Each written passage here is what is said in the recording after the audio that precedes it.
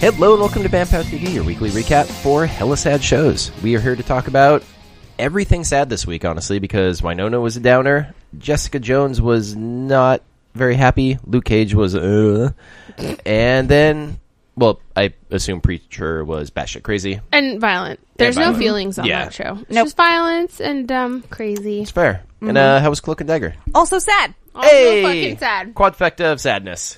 Yeah, we cried a lot watching these this week. Yeah. Yay. It was stupid.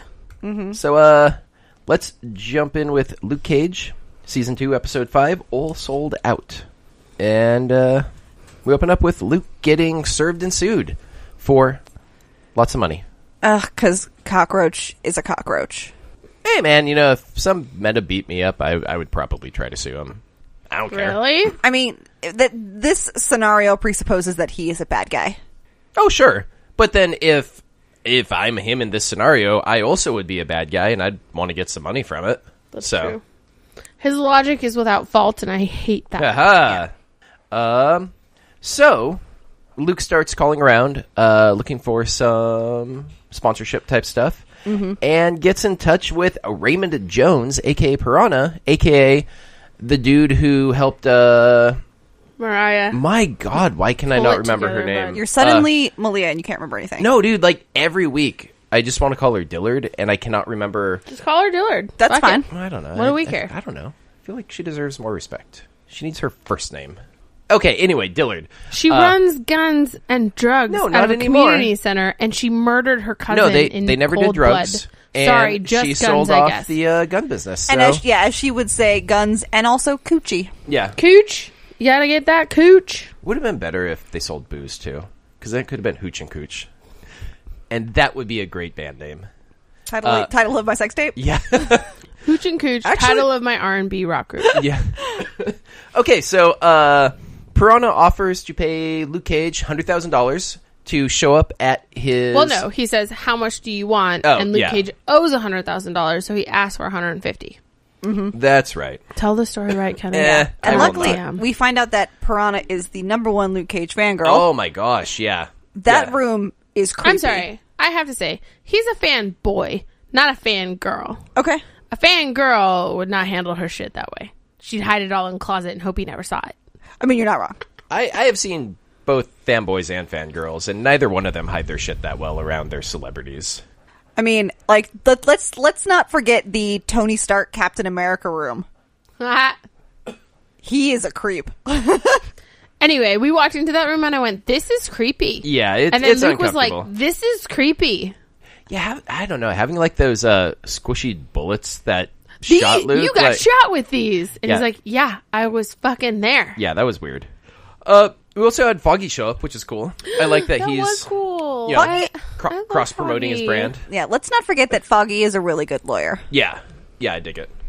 He also showed up, I think, last week in Jessica Jones, talking to Hogarth about, or maybe it's 2 weeks ago. So I like that he's low-key showing up in all the shows, except Punisher. That's fine. He doesn't need to get shot. Yeah, no, it's probably for the best. I feel like he could show up and just talk to Karen and not get shot. Yeah. I only trust Karen to be in the Punisher show because she can handle her shit. Yeah. So yeah, pretty much they go to Well, here's what I learned. Luke needs to read his contracts better. Foggy, I guess, needs to read his contracts better. And Piranha is a piece of shit. oh, he's a garbage person, but also I mean like the contract was, hey, wear this hoodie that you got shot in and has bullet But holes. also, Like, apparently, the contract was let me shoot you in front of people for entertainment. I don't think that was in the contract. I think thought he said that when he pulled Luke up on stage and Luke was like, "Don't do this." Didn't he say it's in your contract? I thought it was more think of the contract, and like if Luke left the party at that point, then he would be in breach of it. It's a shifty situation. Like, dude's a douchebag. I definitely, in Luke's situation, probably wouldn't let him shoot me, but also like up to that point, I would have been a bit happier because 150 grand is 150 grand. Yeah, I like that. Yeah, I was thinking it's like one night. You Yeah. can sit there for one night. Yeah, I like that his point is not about him, but it's about the safety of the other partygoers. Yeah. Because they're also dumb, and they would not back up far enough. And I then did get like shot how with he a was ricochet. like, there will be ricochets and you're an idiot. But then someone tried to actually kidnap Piranha, and Luke went and saved him. and was like, Got his first hero for hire job. Yeah. I'm hyped. He said, how would you like to hire a hero? And I lost my shit, and Leah's sitting there like, I don't understand. What is wrong with you? I was also excited by the brief team up between him and Shades. That they worked together. That was so great because I know Shades is a terrible, violent, murdering dude, but I love him. Oh, and I know. I want him to make it through this show. I really like the two of them sort of circling each other. That they're all surrounded by civilians, and you've got just these two sharks circling each other in a tank. And then Shades comes up and he's like, "Oh, so you doing parties now? My niece has a quinceañera next week." Yeah, and I'm like, "Oh my god, so funny!" Such a butthole. Love it. Yeah, it's great. We what else? So I'd say B-side was Dillard trying to track down a couple of the people. Shut up. Look, I remember. You're fine. Yeah, I love it.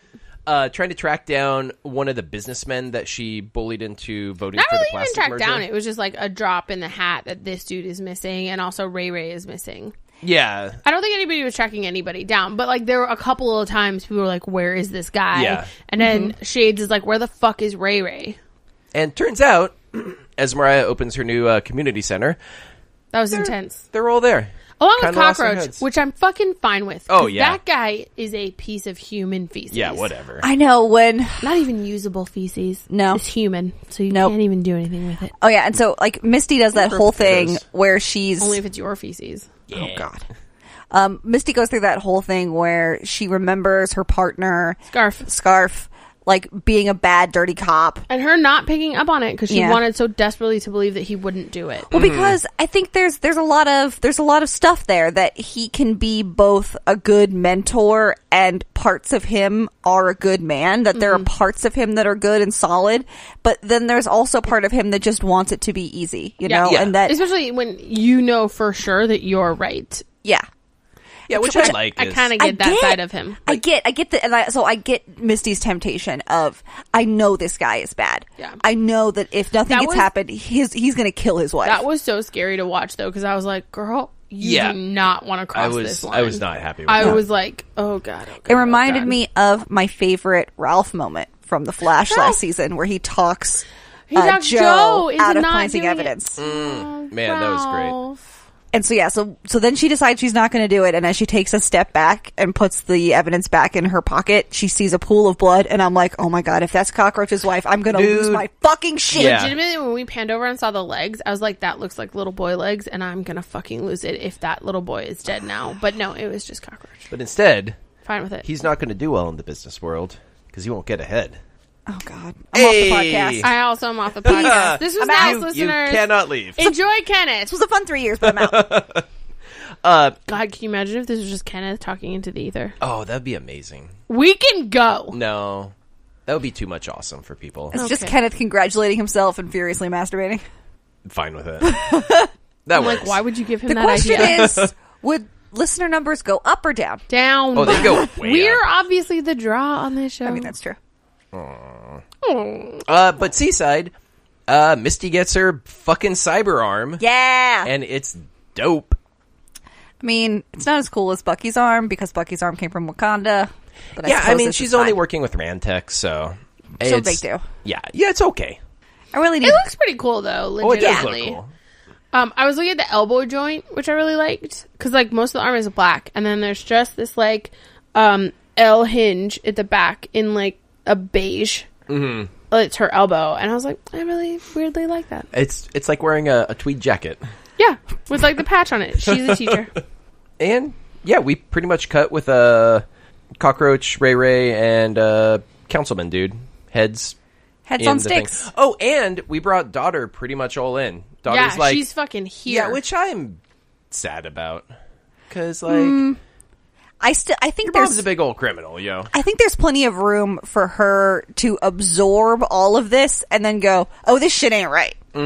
Hopefully, I kind of hope that she steals it from Mariah and leaves her destitute.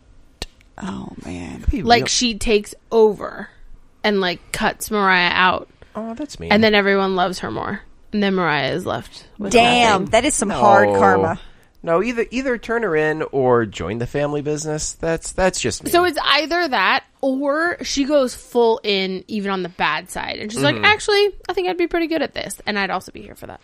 I did kind of roll my eyes a little bit when she's talking about how all their money is blood money and it comes from blood. And I'm like, Girl. literally no empire exists that was not built on a sea of blood. Also, take the blood money and do something good with it.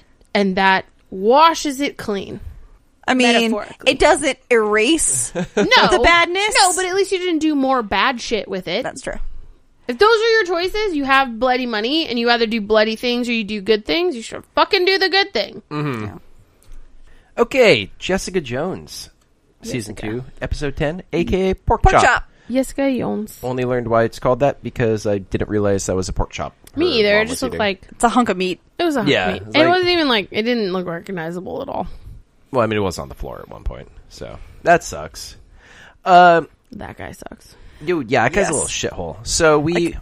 Like, I'm not sad that he's dead, but I am sad that Jessica's life is now more complicated. Yeah, because she that's killed going to a be a dude. hassle. So, long story short, Jessica's mom's in jail.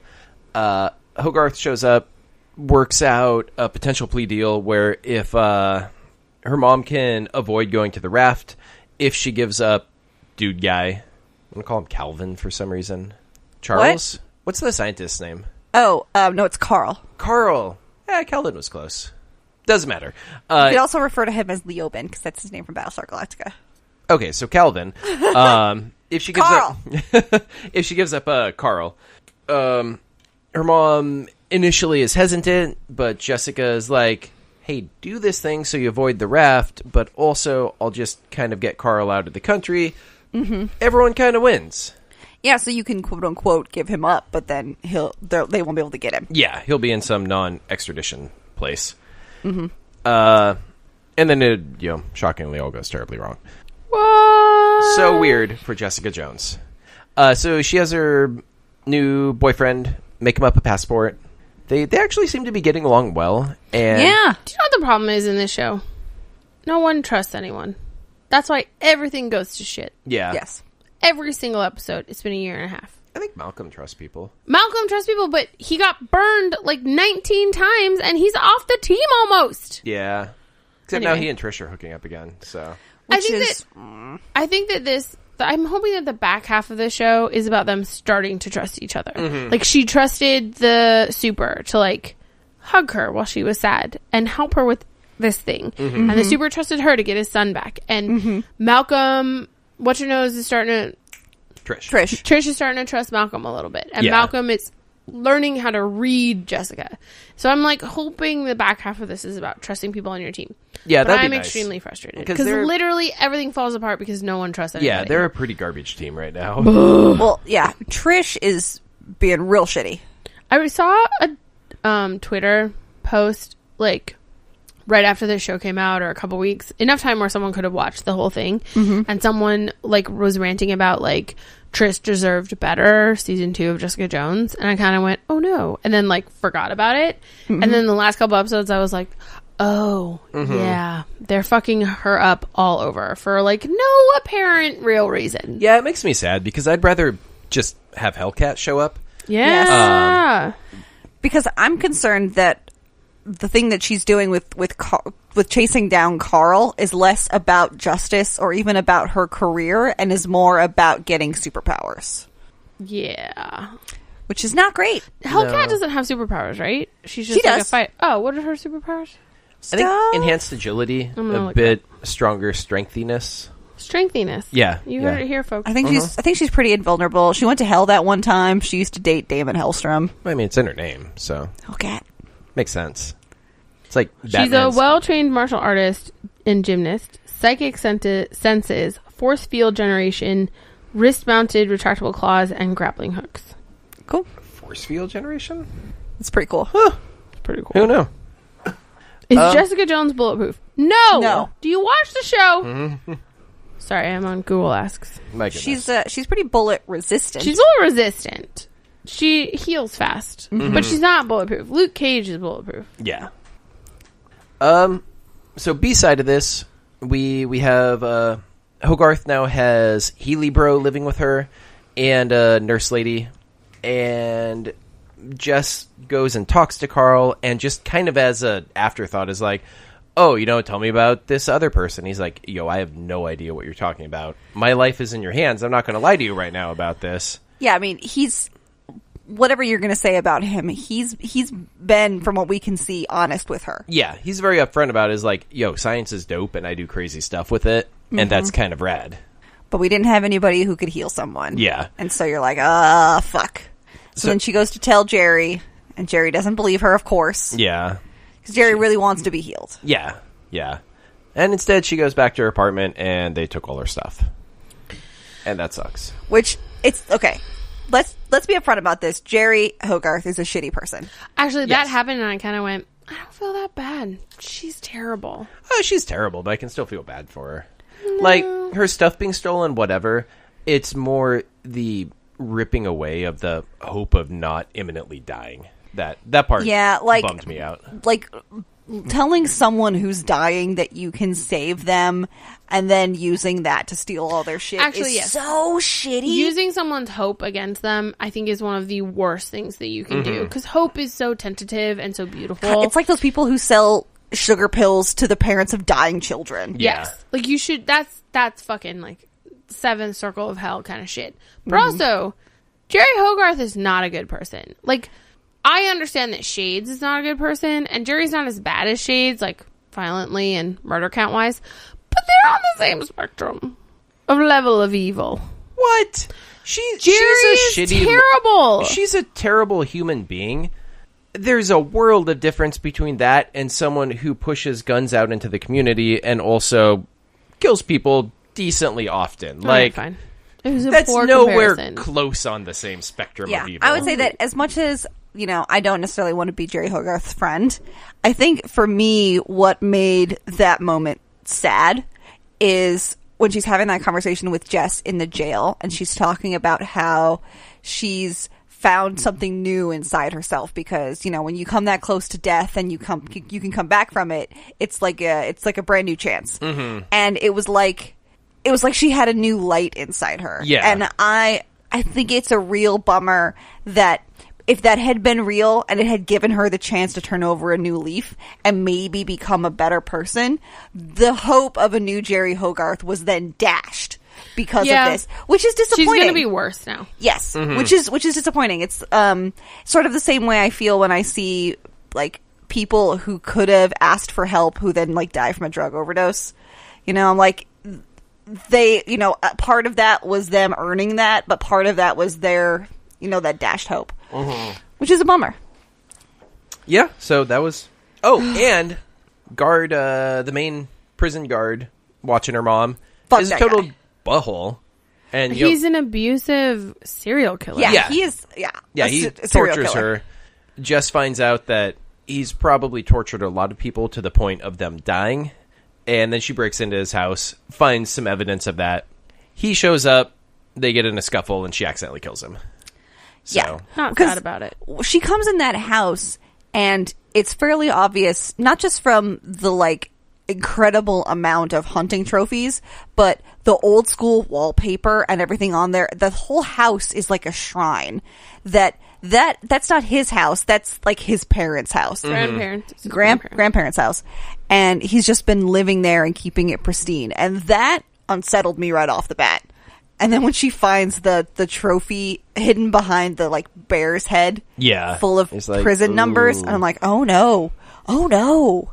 So obviously that was self-defense, because if she hadn't killed him, he was going to kill her, and probably in a bad way. Yeah. But also, like, how do you prove that? Yeah, it doesn't look great once you break into someone's house and they're now dead. Like, it's like, no, I didn't go there to kill him. I broke into his house to threaten him. Yeah, totally he was different. Hurting my mom. Yeah. Who so was a murderer. But it's all hassle. good. It's cool. Fortunately, Hogarth's in a good place of mind to help defend Jess right now, so that'll go well. Well, we might need Foggy then. Yeah, she really should just call Foggy, because he's great. I love him. So we accidentally killed a dude, which is... It's not going to go over well. Just is going to be all weird about it, and I'm kind of like, he deserved it, boo. Yeah, but it's not going to make her feel better. I know. It's just going to complicate her life, which sucks. Yeah. Yeah, because she already has killed one person.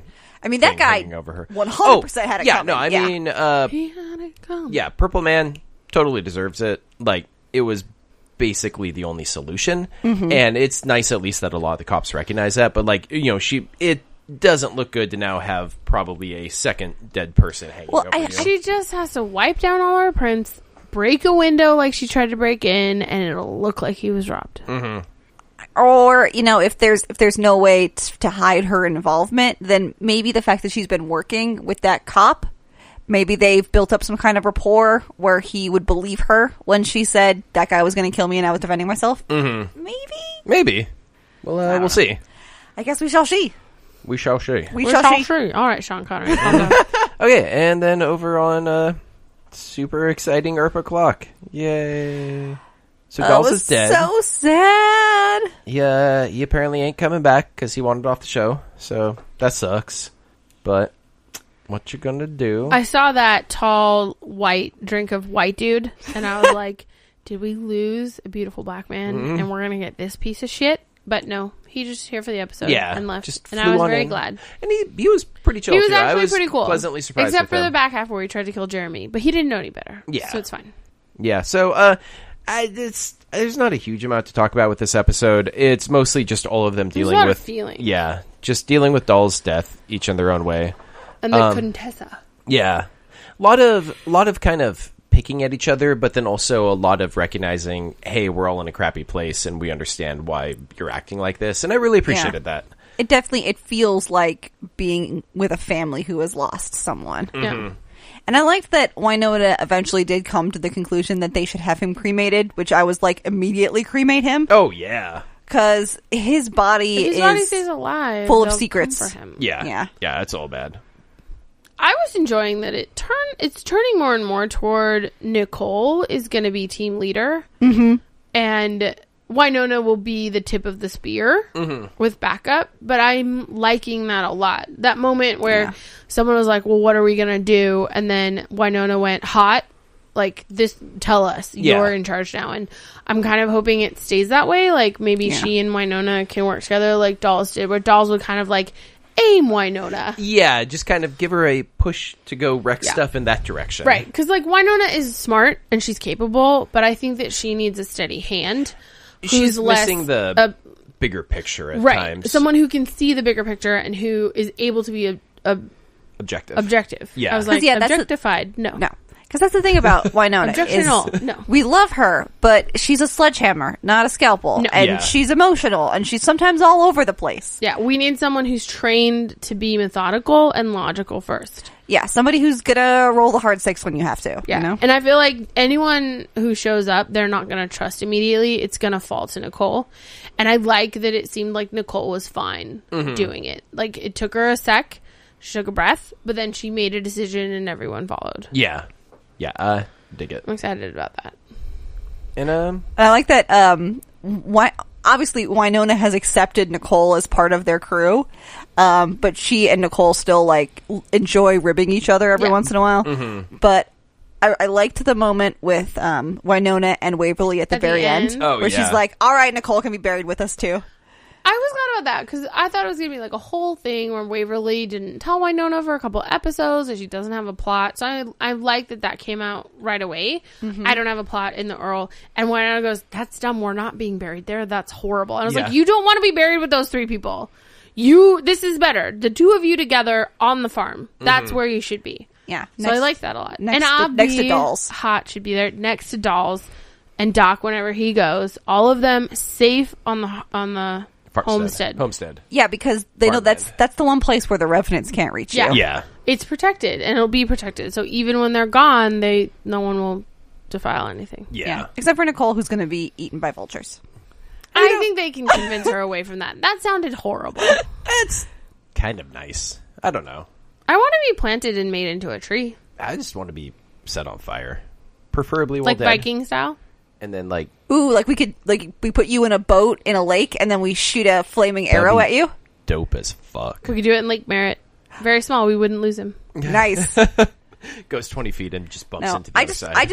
I want all of my everything to be harvested. Like, take everything that can be used, including like skin or teeth or whatever. Give me the science. What do I care? Yeah, take all of it and then burn whatever's left. Yeah, burn the rest, compress it into little diamond, put that on an arrowhead, and use it to shoot somebody in the leg.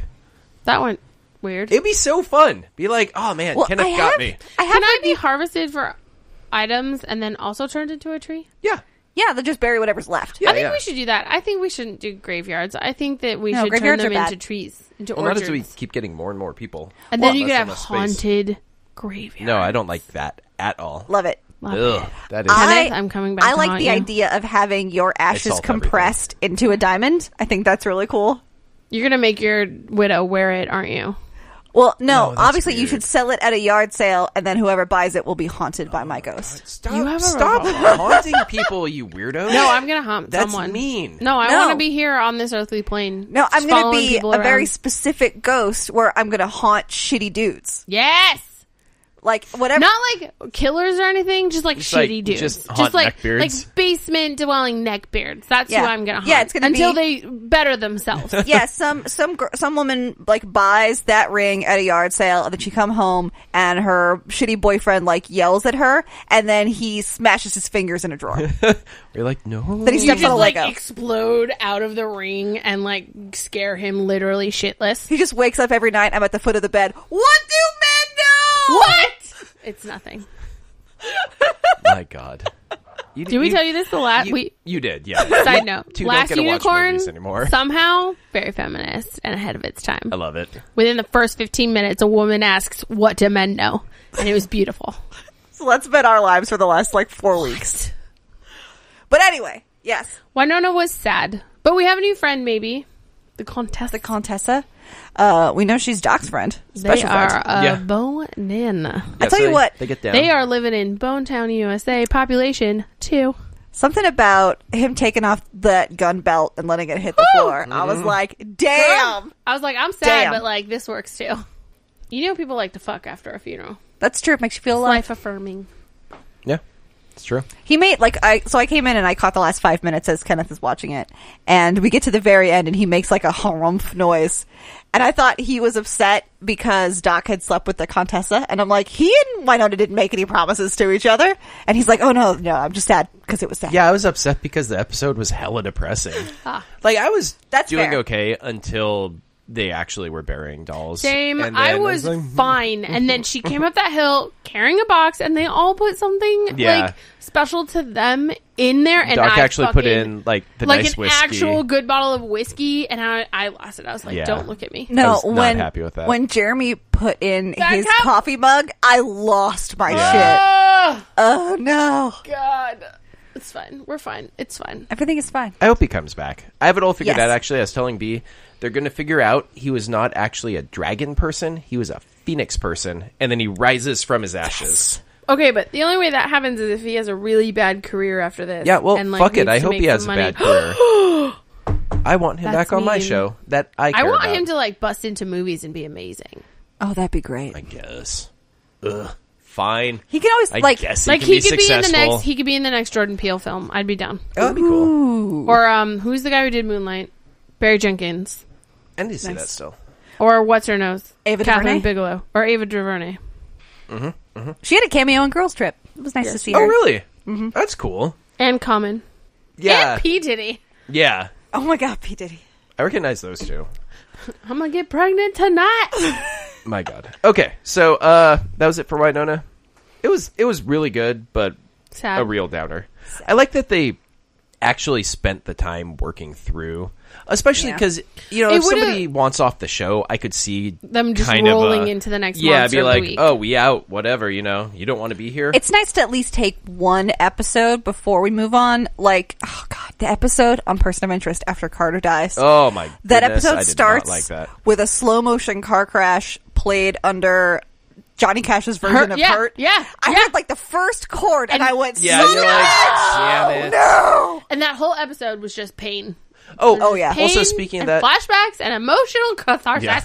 I really like that this episode opened up with like the acoustic version of the normal theme song. That was so beautiful, but we were also both of us were like, "Oh no, we are in some trouble." I always like when a show does that. It feels like a hat nod.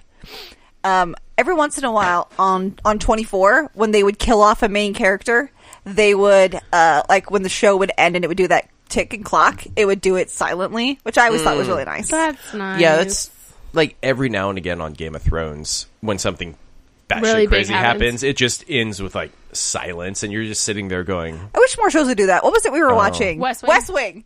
No matter what happens on West Wing, the credits roll is like, ba, ba, ba, ba, ba, West Wing, yay! And you're like, people just died, bud. Everyone got shot. Can we I take wish a that's minute? how the credits rolled for West Wing. Look, I don't know the song. And No, I'm bad at that's music. a better song. It's very upbeat. It's Yeah. soups upbeat and like real uncomfortable at the end of the season 2 finale. Yeah. That's when Or season 1 finale. when Churches? they got No, season 1 like, finale is in Josh the got shot, right? something of 2 gunmen or something. No, that's the first 2.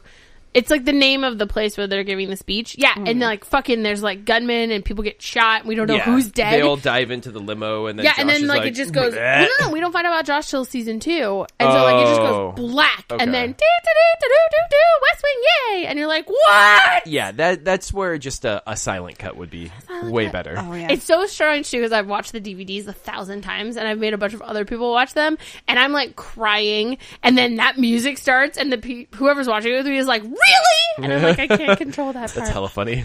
You should just pause it right as the episode ends. Pretty much. You don't want to just hear the happy mute. music right now. Yeah. Yeah. Okay, and so that's Wynonna. So let's jump over to C&D. Okay. Over to you, B. Shut your face. This week on Cloak and Dagger. This was a pretty sad episode. It basically starts with Ivan coming out of his coma, and Tandy goes to see him, and he tells Tandy that there is evidence that her dad knew that the rig was bad news. Uh-oh. Because we found out before that the reason the rig exploded was because the stuff they're digging up is not oil. Yeah, It's yeah, I something remember that. undiscovered. Whether it's like the remains of Cthulhu or I don't Hopefully know, that. Pacific Rim at the bottom there. Who knows? What if they tied it into the Runaways? Pacific Rim? And they were like trying to drill for the same stuff that the Runaways' parents were digging for. That would be cool. Ooh, interesting. Because didn't Cloak and Dagger end up on the Runaways for a while? No, in the comics, they're already much older. Okay. They kind of, there's a bit where Cloak and Dagger show up and try to take the kids in. They're like, we were also teenage runaways. You should listen to us. But I think I think they kicked Tyrone in the nuts and then ran for it. That seems right. It was probably Gert also. Or Molly. Oh yeah, yeah. Okay, so Tandy finds out that there is a safe deposit box that she can go get. But first she has to get the key from her mom, and then they let us know that today is 8 years to the day of the rig explosion. So it's the day that Tandy lost her dad and the day that Tyrone lost his brother. And apparently she and her mom have a yearly thing that they do where they go to the lake and then they release a balloon. And so they make plans to go do that. But then I guess Tyrone's family does nothing. Which is so fucked up. Which is fucked up. So she goes over to his house, and he gets pretty cutely flustered about it. I never have girls over. But so then she tells him, hey, we're doing a thing. You can come by. And his parents are like, okay.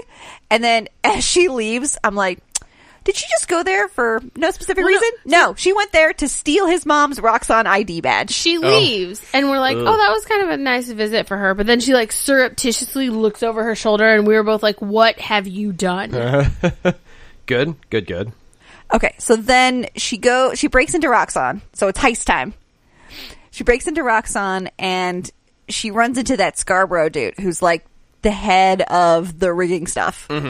And basically, Well, he's like CEO of Roxxon. yeah, he's big time. And basically, she pulls out one of her daggers and is like, I will kill you. As you do.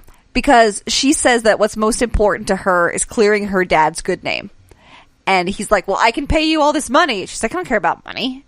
I don't care about any of that. I want to make sure that my dad's good name comes back. Okay. But hang on. Do you want to do should we do Tyrone's story first, or should we finish this one? Side note, do you want me to interrupt and fluff it out, or would you like me to be quiet? I keep meaning to ask if I'm like fucking up your like jam. No, you should jump in. I like when you jump in. I wasn't sure, and I didn't want to like fuck it up. Okay, cool. Yeah, we could do like them 1-1-1-1 because that's how the episode went. Okay. So while Tandy is planning her heist, Tyrone is also planning some shit. Okay.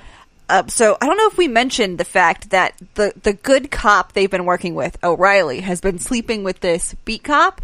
Oh, and no. at first... not the one who shot Tyrone's No, brother. he's like younger and has a beard. And he's a literal beat cop, and like they met in like the first episode. He gave her a cup of coffee with his number on it. Oh, and so they've been like cutely cool. kind of dating Okay. in the background. And his name is Fuchs. Foosh? Fuchs. I was like, his name is Fucks, and I don't care what anybody says. Well, because I thought at first that they were just sort of banging on the side, because the first time we actually see them together, they're doing it in the back of his patrol car. Yeah, and we were like, oh, okay. But no, they're like dating. He like Okay. makes her girlfriend pancakes. Oh. It was really cute. And so he seems to be a genuinely good dude. And we're like, yay! So Tyrone comes over to talk to her because, O'Reilly tells Tyrone that the bad cop, Connors, has been working with a sketch artist and put out a sketch of Ty. Okay. Because Connors saw Ty at the warehouse when he tricked O'Reilly into shooting that other dude. Yeah. Yeah, and he goes, oh, hey, O'Reilly, come over here. Like, look at this thing. And she looks at it and goes, no, that kid doesn't look familiar at all. And then immediately, like, contacts Ty. Nice. And it's like, you gotta watch out, he's coming for you. And he's like, no, I want him to come for me. So he comes up with this plan where he takes, so his dad is in with a bunch of people who make these, I don't know, crafts? It's so every year they do like the big New Orleans thing, and it has a lot to do with like death and funerals. It's the bead stuff, right? Yes. Yeah, and yeah, I they saw make the that. really big like feather costumes, Yeah. and they're really intricately done by hand. So his is a cloak that he's finishing because it was Billy's. Yeah, Billy had started it, and it's this, it's a really cool black cloak, but with beads on it that are some are gold and some are dark blue, just a little bit to like give it a little bit of shimmer. Little pop. And so he decides that what he's going to do is he's gonna Christmas ghost this guy. Yeah. So he goes to O'Reilly and her boyfriend and is like, God. this is my plan. I am going to use this cloak and my superpowers to convince him that I am Billy and scare a confession out of him. We're going to literally haunt him. He told both of them about his powers, though? Yes. Well, they have this conversation where he's like, well, I have a plan because I'm really fast. And O'Reilly's like, nobody's that fast. And then he looks at this cop and he looks back at her and goes, okay, you said he's one of the good ones? And then the boyfriend is like, oh, you said that? And she's like, God damn it. And cute. but Ty's looking at her going, can I trust him? Mm-hmm. She's like, yeah, I trust him. So he tells both of them about his powers, which is great. Does he have it under better control now? The theory is with the cloak, he can control it. Okay. He's like, if I have this, because that's how he first started using it, was always wrapping him in stuff. flipping around he needs with that. some sort of contact, and I think there's an emotional resonance there because it was Billy's. I think it's just object permanence. He's like, if I can't see you, you disappear, and He's then not I an move. infant.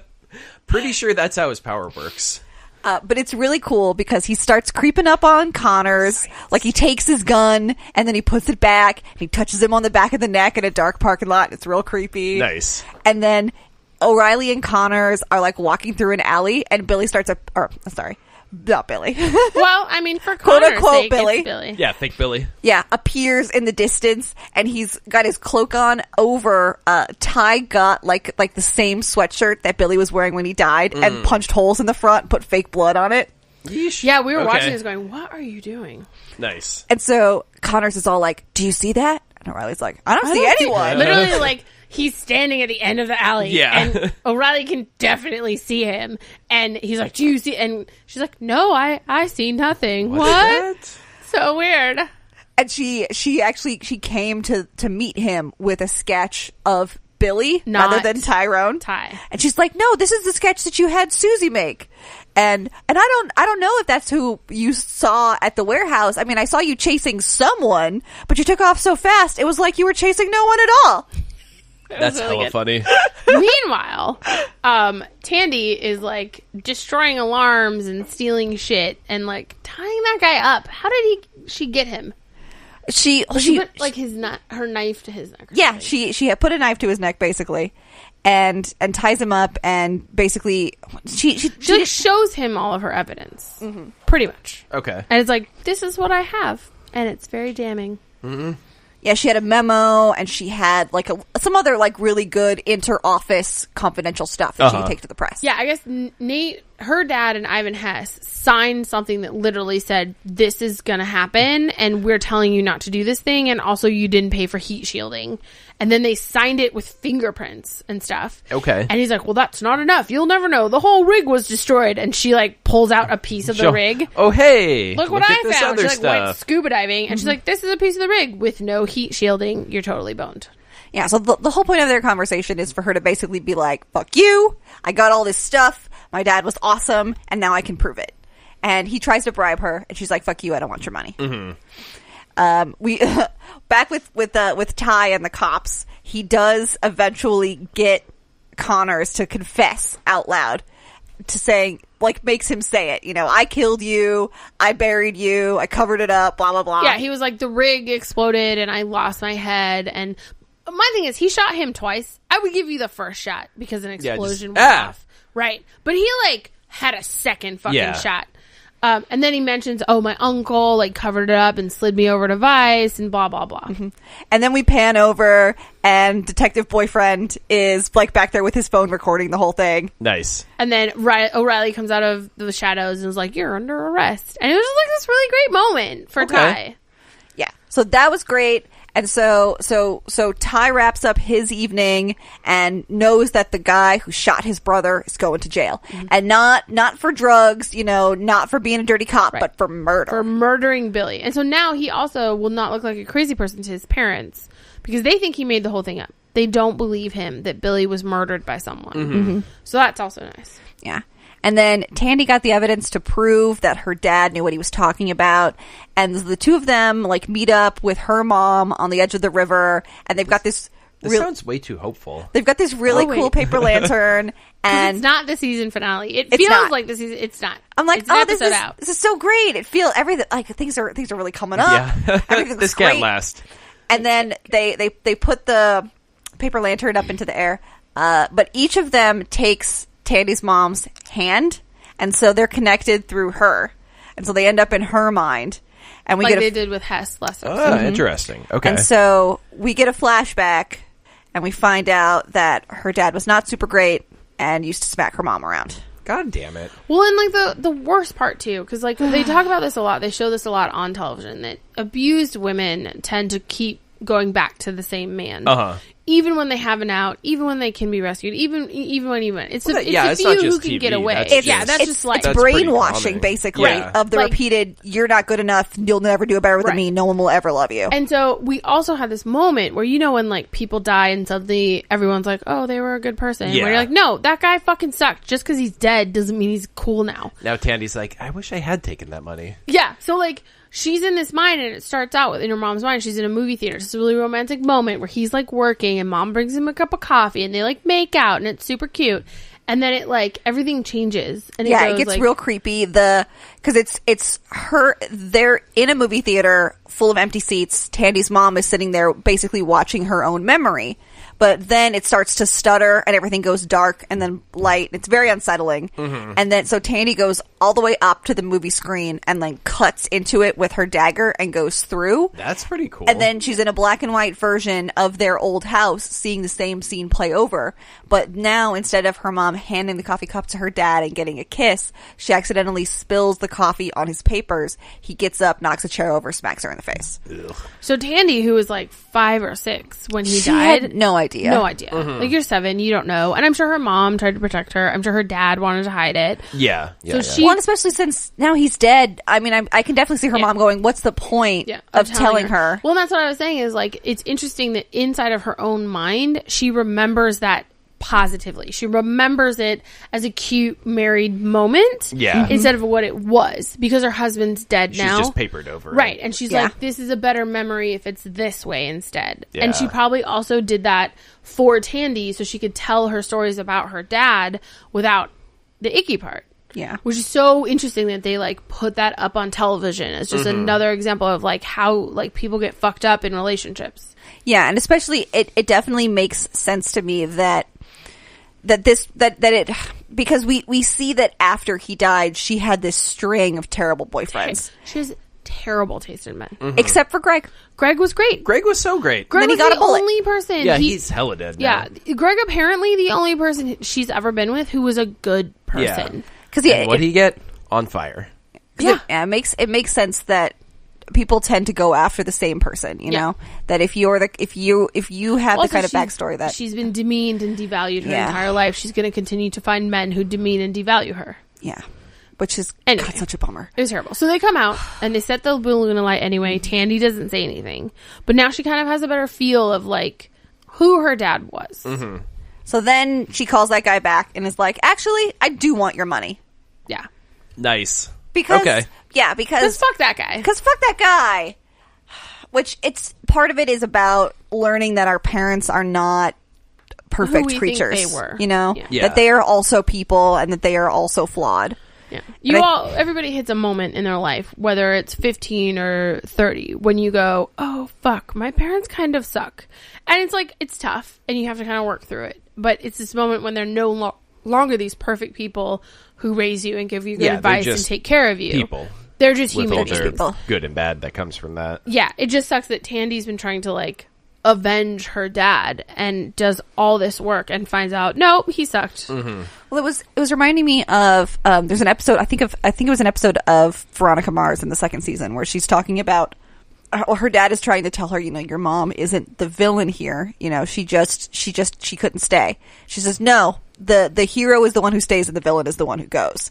And I think there's some of that black and white childish thinking here of, you know, mom is the one who is here, but everything about it is fucked up. So that's mom's fault. Well, and if dad had been the one who lived and mom had been the one who died, it would have been okay. Yeah. Well, and it's so interesting too because when you reflect back on all the episodes we've seen, Tandy has a real disrespect for her mom because her mom drinks herself into oblivion and takes pills to the point where she passes out and checks out of the world.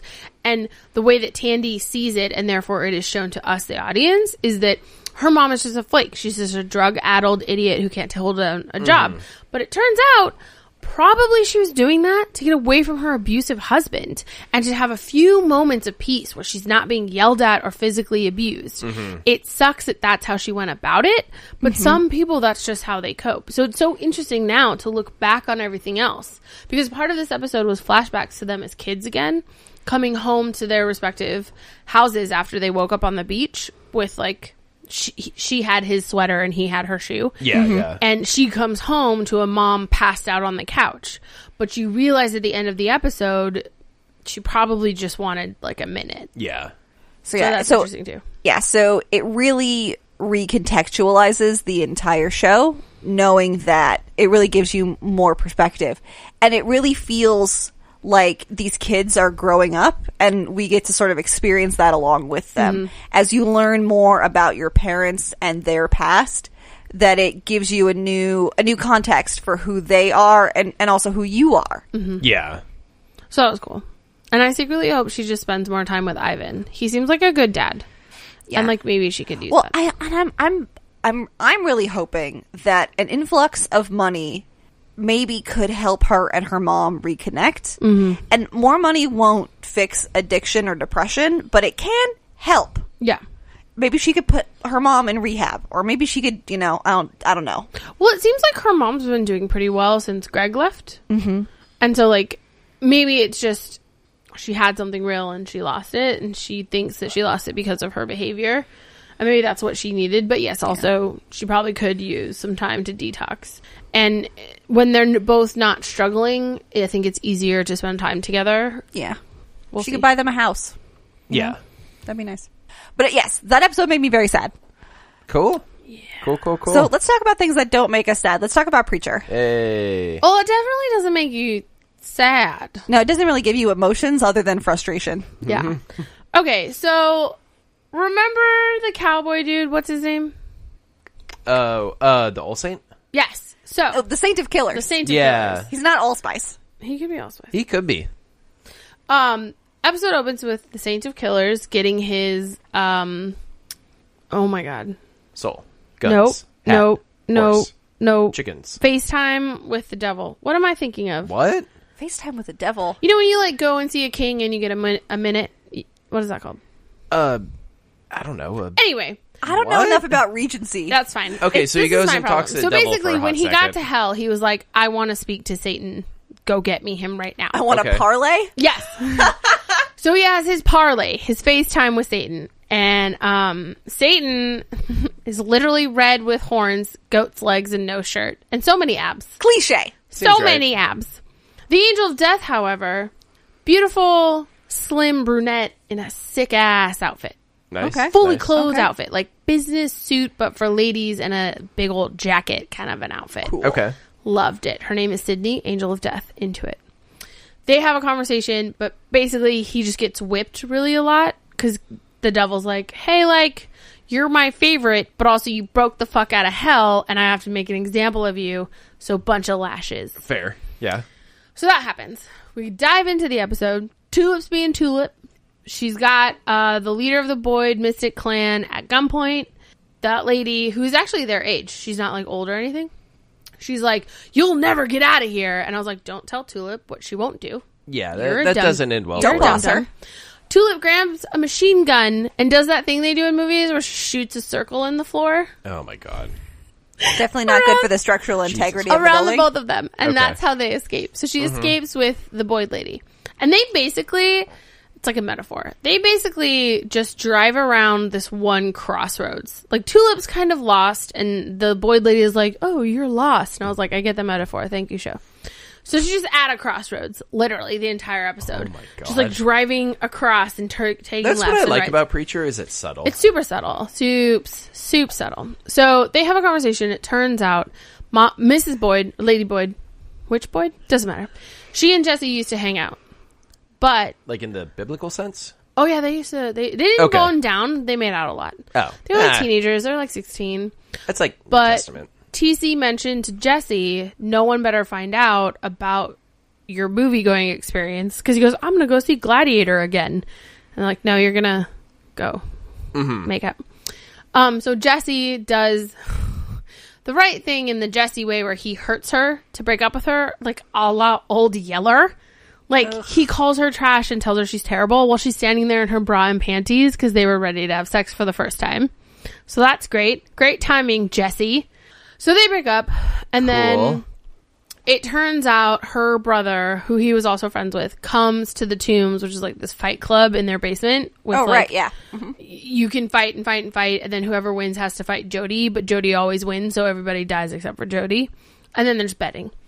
So that kid comes down, and the way that the Boyd woman knows the story is Jesse cold-blooded murdered him. And Tulip is like, that is not what happened at all. So they get into a little bit of a fight. And that's like, I guess that's like the B-side. Is Tulip and this lady kind of rolling around at crossroads, just driving Okay. literally a crossroad, just over and over. Also, God showed up in his dog outfit and his girlfriend on the Harley and just like rode past her. Again? Again, didn't say anything. It was this Cool. kind of cool shot where she's just like, the Boyd lady's in the trunk and her head's just on the steering wheel and she's just kind of like figuring out what Tulip's going to do. And then you hear a Harley coming and then it goes slow-mo and God's on it in his fucking outfit, the weirdo, and like slow-mo stares at Tulip, who's not paying any attention, and then just like leaves. And I'm like, okay. Weirdo. She was Weird. real strange. So that's the B-side. I guess probably. No, that's the B-side. The main story is Jesse has reopened the Fight Club, the Tombs. Good. But Okay. not because he wants to, because Jody and TZ are making him. Jody wants to fight Cass, who's a vampire. Jesse wants Cass to get out and get to safety, but instead of explaining his plan, because he's Jesse Custer, Ooh, does he wait until Cass is in his underwear and yells at him? Because that would be pretty funny. I mean, it's like the same, but not. Okay. He chops Cass into a bunch of pieces. Say what now? Yeah, so... I don't think the same means what you... No. know. It's think like, it means? it's like similar. Like when he was with that girl, he cut her with his words. Yes. Into a million pieces with his words. I can't even roll my eyes. So basically, Cass is supposed to fight, but then he and Jesse get into it. Or like he loses the fight to Jody and drops his vial of love potion on the ground. And then Jesse convinces Jody and TC that he is going to go into the back or whatever, and they got to go out and find people, and they're going to reopen this thing. While Jody and TC are distracted, he cuts Cass into a bunch of like transportable pieces. And then while Jody is buying a keg for the next round of the Tombs fight, Jesse goes across the street to the FedEx/yogurt store and tries to mail Cass to safety. Sweet Christmas. Okay. Okay. Cass is talking. Sure. Because he's a vampire. Yes. And Jess is like, they're having a fight while Jess is like packing all his body pieces with like peanuts. And the guy at the front of the store is not paying any attention. And they're having this fight. And it's actually pretty funny.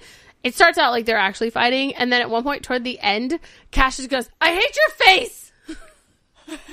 It was really cute. Oh my goodness. So he gives him a bag of blood and like seals him up and goes, "I'm saving your life. You have to get out of here." And he like tries to ship him to New Orleans. So he leaves. Turns out Obvi giving him the bag of blood, stupid. Cass went and reknit himself. Yeah, heals up too quickly. So Jess reopens or like shuts down the tomb and gives everyone a lecture about God being missing, and it's because of all of you assholes. And then Cass shows up and he goes, "Well, I guess the tombs is open again." And then they get into a fight and they're fighting, and Cass is really just there to try to get the love potion vial. So they're fighting and fighting and fighting, and then Tulip finally comes home and sees this whole thing. Like, she finds them and sees it, and Jess makes sure that she sees him stab Cass in the back with a wooden stake. So everyone in the room is like, "Oh, he killed the vampire." And both Tulip and I are like, he shoved that into his right side, and hearts are on the left side. So that dude is not dead. So I don't know. It's like the thing to do if you want to fake a vampire death is you take a metal spike and then you paint it to look like it's wood. Ooh, I like it. I don't know if he had that kind of time. It's like the back end of a baseball bat. Like, I'm not sure he had that time. So Tulip's watching this, and she's heard this horrible story from Mom, like Lady Boyd, and she sees Jess being terrible, and Cass is like experiencing Jess basically just like physically harm him the entire episode. So then I think the viewer is supposed to think, "Oh, this is it. They're going to leave together." And it turns out Tulip is waiting for someone outside of the house, and it's Cass, and they get in the car and they drive off, and you're like, "Oh, so like this is it. Jess is finally done what he's been trying to do this whole time, is get rid of them so they're safe." Because he can't fucking have a conversation with people. He just like is mean to them to drive them away. Yep. So it turns out what's actually happening is Tulip's not an idiot. She drives Cass to the bus station. Meanwhile, he's like, "We can go anywhere. Let's go anywhere together, the two of us." And she stops at a bus station and he goes, "Or I guess I get on a bus?" Mm-hmm. And she's like, "You got to get out of here. It's not safe." And he's like, "But I love you." And he's like fingering the vial. And I'm sitting there going, "God fucking damn it." And she goes, "But I don't love you." And I was like, yay, let's get some truth out here. Yes. And then he's fingering the vial more. And I was like, "Cassidy, I swear to God, if you use that, I'm going to lose my shit." He took a breath, put it back in his pocket, and went, "Okay, I'm getting on the bus." So yay. Cool. Okay. Look at him growing as a Vampire person. I like it. And I like that it took Tulip saying it. It's not, anyone else can tell him whatever they want. But it took Tulip saying, "I don't love you. You need to go for safety," to get him on the stupid bus. Yeah. So, the second best part of the episode, she goes back and confronts Jesse and is basically like, "I've seen mean from you, and I've seen fake mean. And what I saw with you and Cass was fake mean. I know how much of a bastard you can be, and I also know that you're a big fucking softie. So tell me what really happened with Lady Boyd's brother, and tell me what the fuck is going on, or I will leave and we'll be done." So I really like that she called him out on his bullshit, and she's basically like, either we're a partnership or we're not. So you tell me everything right now, or that's it, we're done. Thank God. So he basically, I think he told her most of everything. And they're back, like, as a partner. Good. So that was cool. And then the episode ends with her talking to Lady Boyd. The whole reason she wanted to talk to her is to break the spell. And it turns out if you kill the person who cast the spell, Grandma, then you can break the spell. Ooh, okay. And she's like, oh, there's no, like, secret trick where, like, I kill Granny and then, you know, Jesse's head falls off or something. And Lady Boyd very specifically goes, no harm will come to Jesse. Ah, shitballs. And Tulip Good. doesn't ask any fucking questions. Yeah. And if you remember from my story of the pilot episode, we saved Tulip while Mama Lady Crazy Pants made some concoction of her body parts and then drank it.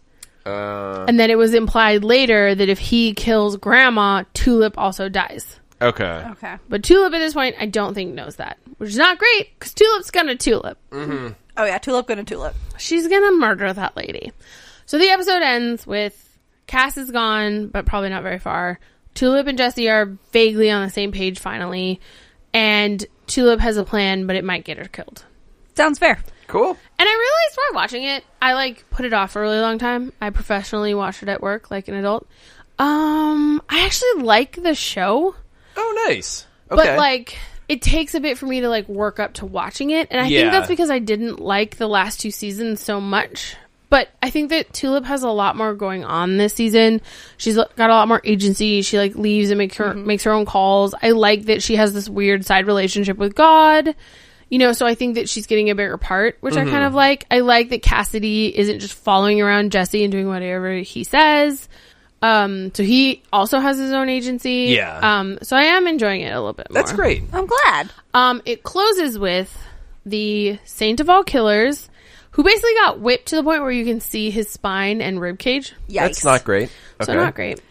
But I mean, it's hell. It's hell. Yeah, you know what you he gotta made a deal with the devil. You know Oh, how man, well those go. always end well. Super well. That if he goes and finds 2 people who have escaped from hell, Hitler and Oh my god, I forgot about them. Eugene. Yeah. Hitler Holy and, shit. My assumption is it's Hitler and Eugene. I'm not stupid. If he goes and brings back Hitler and Eugene to hell, he can have his guns back and kill any preacher he wants. Because now that God is gone, the devil wants to expand. Okay. But he can't do it if people are escaping from his realm or whatever. Fair. So, the Saint of all killers is on the trail of Hitler and Eugene. So that's not great. Fine with it. Poor Eugene. Poor Eugene. Yeah, but also Hitler, so. I mean, great Hitler, but I hope somehow that, like, Eugene gets saved or something because, like, he didn't belong in hell in the first place. Oh, No, yeah. we should just dress somebody else up to look like Eugene, and then he can go to hell. Sure. I'm pretty sure that's how hell works. Yeah. It's like, no, Put that's a- definitely Eugene. It's Put a not Eugene wig on him. It's not a Pomeranian in a wig. No. And that was Preacher this week. Okay. Neat. So we're back next week with all 5 of those shows again. We're Yes. almost out of Cloak and Dagger because we'll be covering episode 9 out of 10. Mm-hmm. And actually... We're almost out of Jessica Jones. Yeah, 11 out of 13 for JJ. So we're rolling through. And What are we gonna... Can we do shitty movies again? I could just sleep for like 2 months. That'd be so great. If we get down to like 1 or 2, Yeah. I think we could do a shitty movie. 3 or above. What shitty we'll see. movie should we do? Just watch Green Lantern again. No. No. Didn't we Just- talk? We talked about something. Watch Isn't Green there- Lantern every week. Isn't there a Swamp Thing movie that we've never seen? Yeah, I think there was an old one, wasn't there? Not that old, from like the 2000s. Really? Honey Bear, that's almost 20 years Yeah, ago. that's... Well, there's a 1982 one. Stab me in the face. How I dare just you. did with my words. Yeah, no, well, okay. Yeah, there's one from 1982. Ooh, wow, with a $2.5 million budget. That's going to be pretty. It's good that they 89. gave them that much money for a character There's who's a covered TV in grossness. series. Yeah, who knows? Wasn't See. there one about a black dude who was like the knight or something? Blade? No, I fucking know who Blade is. No, it was like the visor or the hat or something. The Hat? No, it wasn't the hat, obviously. I'm gonna look at it. Oh, you know what? We could watch Jonah Hex. Oh my god! No. Okay. Anyway, that is our show. Hopefully we do not run out of TV to watch and talk to you about. Jonah Hex! We will see you next week. Same BAM time, same POW channel. Bam pow! Spawn! Spawn! my